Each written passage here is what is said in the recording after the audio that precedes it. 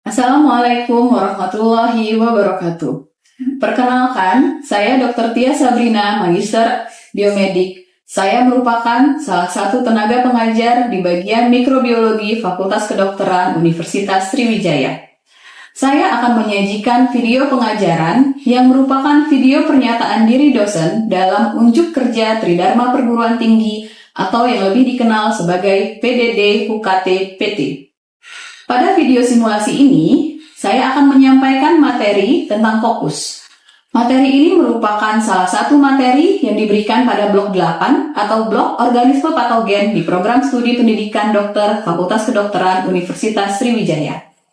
Materi ini merupakan materi wajib yang harus diikuti oleh mahasiswa program studi pendidikan dokter Fakultas Kedokteran Universitas Sriwijaya pada blok organisme patogen.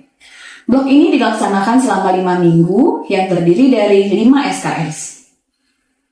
Blok organisme patogen terdiri dari kuliah integrasi sebanyak 30 topik atau 3,625 SKS yang salah satu materi kuliahnya adalah fokus. Kemudian terdiri lagi dari 2 skenario tutorial sebanyak 1 SKS dan 8 topik praktikum sebanyak 0,5 SKS. Berikut merupakan capaian pembelajaran pada blok organisme patogen.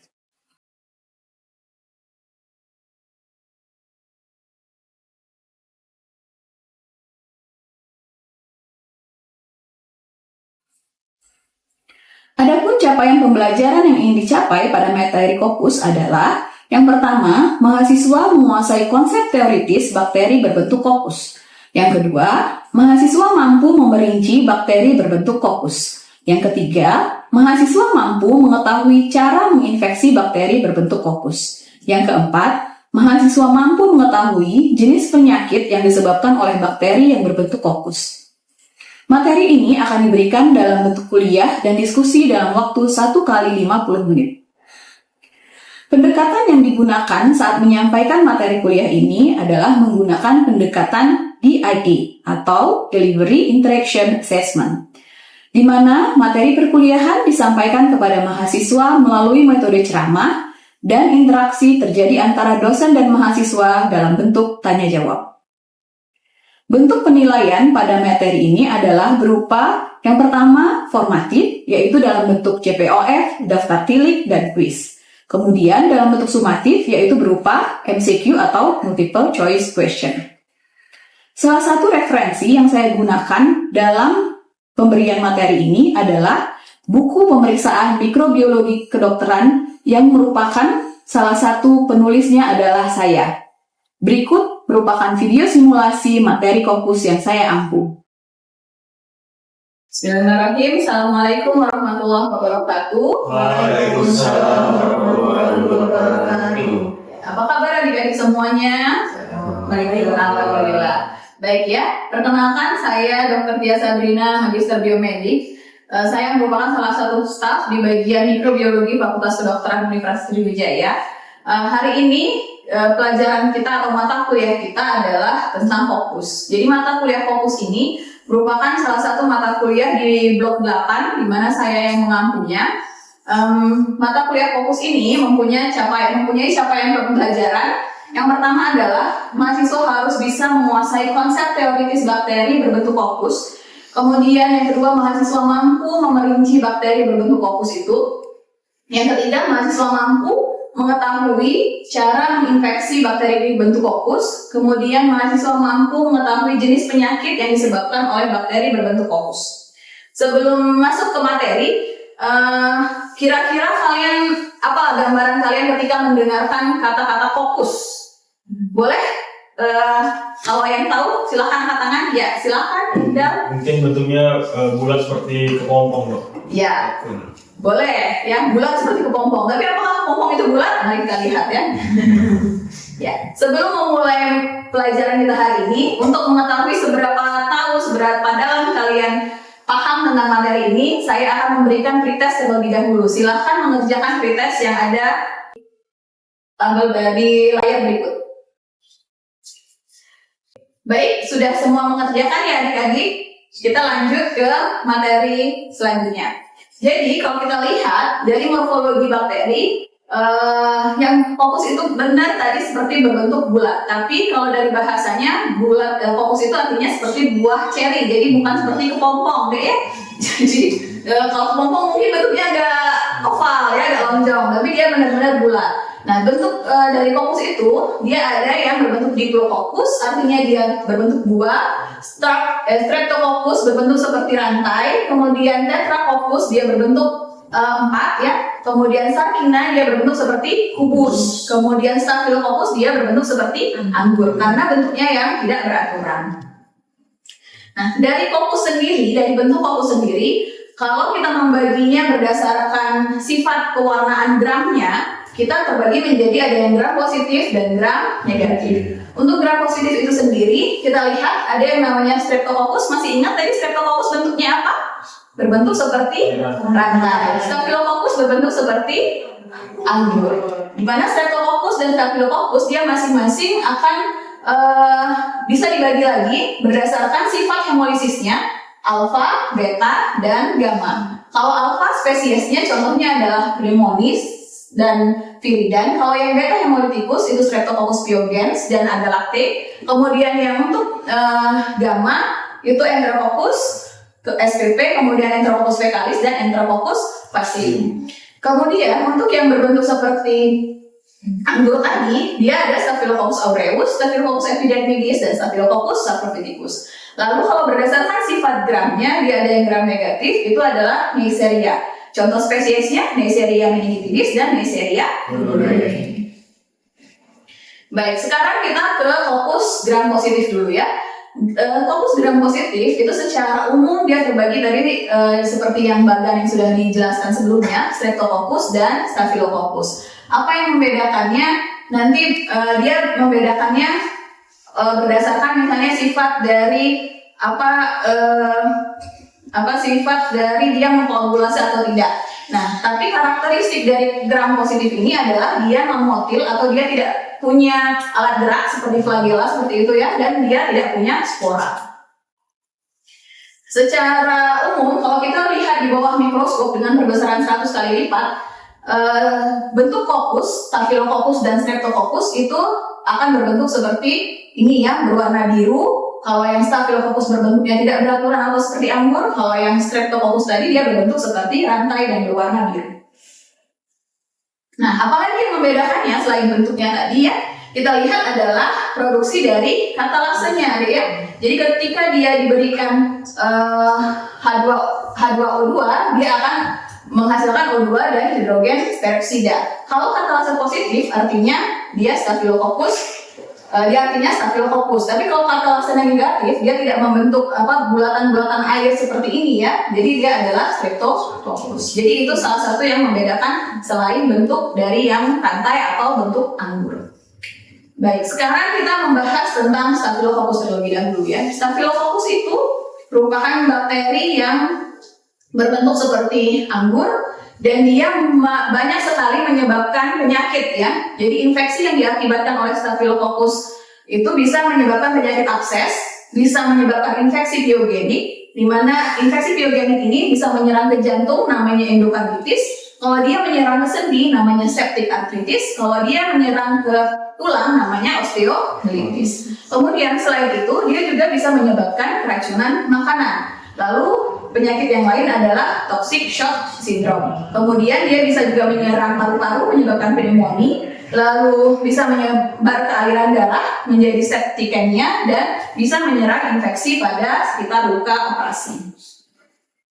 Nah, ini merupakan bagan tabel di mana ini merupakan spesies organisme penyebab infeksinya. Ini adalah penyakitnya yang sudah disebutkan tadi. Kalau Staphylococcus aureus dia bisa menyebabkan penyakit yang diperantarai sama racun atau toksin yang seperti keracunan makanan ya, TSS, toxic shock syndrome, impetigo, folliculitis, furunkel dan sebagainya. Dan ini merupakan penyakit-penyakit yang disebabkan oleh Staphylococcus.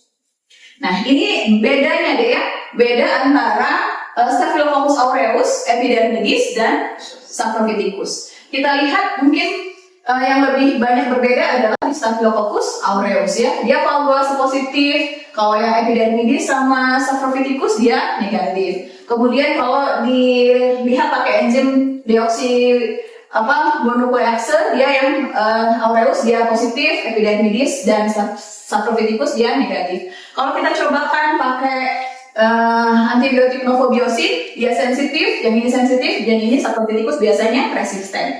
Kemudian kalau kita tanam, kita kultur di agar, kemudian akan terlihat bentuk morfologi koloninya ini berwarna golden yellow atau kuning keemasan. Seperti yang namanya ya, aureus, aurum itu warnanya kuning keemasan. Kalau epidermidis warnanya putih, kalau saprophyticus itu warnanya putih, dan yang lainnya. Nah, biasanya kita menemukan bakteri-bakteri ini tidak jauh dari flora normal atau tempat di mana dia hidup ya, seperti misalnya epidermidis. Jadi dia memang normalnya ada di kulit ya, sudah di kulit kita masing-masing ini deh ada yang namanya bakteri epidermidis. Kemudian di membran mukosa ada epidermidis. Kalau saprophyticus itu biasanya normalnya dia ada di sekitar kulit genital ya, di tractus urinarius. Kemudian kalau aureus dia biasanya ada di hidung, di kulit, dan di vagina. Nah, ini merupakan struktur antigeniknya. Kenapa bakteri tersebut bisa menginfeksi manusia atau tubuh host? Karena dia mempunyai struktur antigen. Struktur antigen inilah seperti kalau kita senjatanya ya. Jadi dia kan bakteri itu hanya terdiri dari dua ya, dinding sel dan sitoplasma. Nah, dinding sel itu ternyata banyak sekali lapisan-lapisannya ya. Yang paling luar ada namanya kapsul. Kemudian dia terdiri dari lapisan peptidoglikan. Ya, dia punya protein A, dia punya membran sitoplasma, dan ada faktor clumping. Dan kemudian ada sitoplasma. Komponen-komponen dinding sel inilah, misalnya contohnya seperti protein A ya, dia berfungsi sebagai faktor virulensi. Dia bisa mencegah fagositosis, mencegah oksidasi. Kemudian seperti asam teikoat, dia bisa fungsinya untuk menempel pada tubuh host ya. Contohnya adalah sel mukosa. Kemudian kapsul juga bisa untuk menginfeksi pada tubuh host. Kemudian ada yang namanya phagotyping, ada yang namanya peptidoglikan. Di peptidoglikan inilah dia punya endotoksin, di mana endotoksin itu akan menstimulasi dari makrofag sehingga menghasilkan sitotoksin dan akan mengaktifkan komplement dan kaskade dari koagulasi yang akan menyebabkan shock septik. Nah, ini merupakan patogenesis Staphylococcus aureus. Jadi Staphylococcus aureus itu dia punya banyak sekali toksin ya. Salah satunya adalah enterotoksin. Di mana enterotoksin ini dia bisa menyebabkan keracunan makanan, di mana dia akan menginfeksi dari gastrointestinal kita. Lalu ada juga yang namanya toxic shock syndrome. Toxic shock syndrome ini dia biasa menginfeksi pada wanita yang sedang mengalami menstruasi ya. Kemudian bisa terjadi pada orang yang punya luka dan dia bisa menginfeksi. Di mana toxic shock syndrome ini dia menstimulasi sejumlah besar interleukin 1 dan interleukin 2 dan TNF ya. Kemudian ada lagi exfoliative toxin. Exfoliative toxin ini biasanya terjadi pada anak bayi ya, di mana nanti staphylococcal scalded skin syndrome ini dia akan menyebabkan kehilangan lapisan kulit superficial. Jadi kulitnya lihat ya, semuanya terkelupas. Lalu ada leukosidin, ada alpha toksin dan phantom valentine. Kemudian ada enzim-enzim yang juga berfungsi menyebabkan infeksi pada tubuh host. Nah, ini adalah penyakit-penyakit gejala klinis pada infeksi Staphylococcus. Mungkin sering ya kita melihat ini kalau bahasa kita ini bisulan ya. Kalau bahasa medisnya adalah furunkel, di mana dia membentuk seperti nanah di dalam infeksinya. Nah, itu penuh kaya akan bakteri. Nah, yang ini tadi scalded skin syndrome. Kemudian ternyata Staphylococcus aureus ini bisa juga menyebabkan resisten dari antibiotik ya. Jadi ketika ada antibiotik yang mengobatinya ya atau membunuhnya, dia akan kebal terhadap antibiotik tersebut, khususnya dengan methicillin. Jadi itulah dia nanti disebut sebagai methicillin resistant Staphylococcus aureus ya. Ini adalah referensi yang saya pakai kalian bisa melihat lagi kalau misalnya ada butuh informasi-informasi tambahan yang bisa kita diskusikan bersama. Baik, mungkin sampai sini ada yang ingin tanyakan dulu sebelum kalian mengerjakan proses. Ya, silahkan Zahra. Jadi terima kasih dok atas kuliahnya sangat terbaik ya dok. Jadi perkenalkan saya Zaskia. Jadi di sini saya izin bertanya. Jadi tadi dijelaskan bahwa Staphylococcus aureus ini dapat menyebabkan keracunan makanan dok. Nah, kenapa hal itu bisa terjadi dok? Ya, jadi Staphylococcus, mohon maaf tadi namanya Zaskia ya.